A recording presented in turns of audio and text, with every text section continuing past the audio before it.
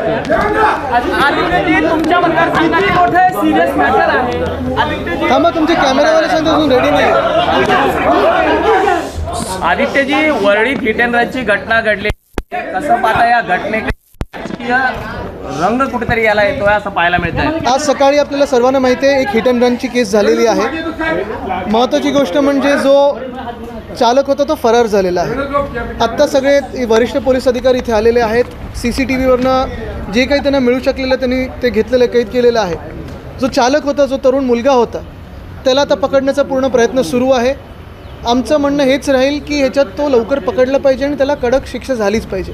पण ह्यापुढेही जाऊन मला वाटतं आपल्याला आठवत असेल, मागच्या वर्षी देखील मी अधिवेशनात बोललो होतो की मुंबईत गाडी चालवण्याची जी पद्धत आहे ती बिघडत चाललेली आहे।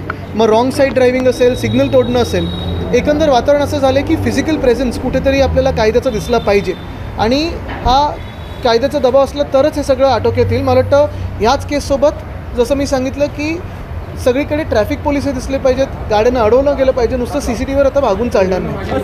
राजेश शहा जे राजेश या संपूर्ण प्रकरणात ताब्यात घेण्यात आलेलं आहे, ते शिवसेनेचे म्हणजे शिंदे गटाचे उपनेते आहेत। कुठेतरी पॉलिटिकल हस्तक्षेप बघा, हे शहा कोण आहेत आता आपण सगळ्यांनी माहिती घ्या।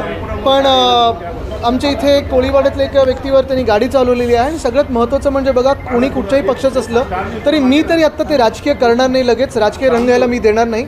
या भारताचा नागरिक म्हणून माझी ही मागणी राहील की कडक शिक्षा झालीच पाहिजे आणि जो गाडी चालवत होता त्याच्यावर शिक्षा झाली पाहिजे।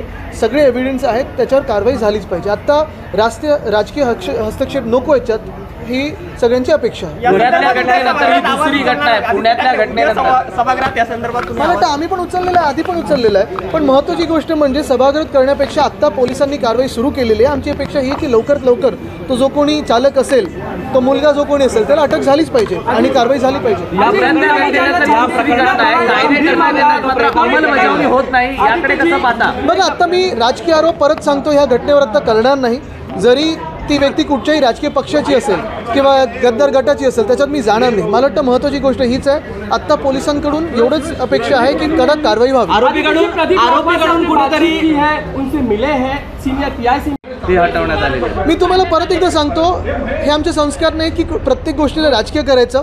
जरी गद्दार गँगमधले असले, जरी कुठच्याही पक्षाचे असले, तरी एक महत्त्वाचं आहे, मी सांगेन की ह्या शहाला पकडलं गेलंच पाहिजे। त्यांनी आमच्या इकडचे प्रदीप नागवजी यांच्या बाईकवर जी गाडी चालवली आज हिट अँड रनमध्ये केलेलं आहे, ते चुकीचंच आहे।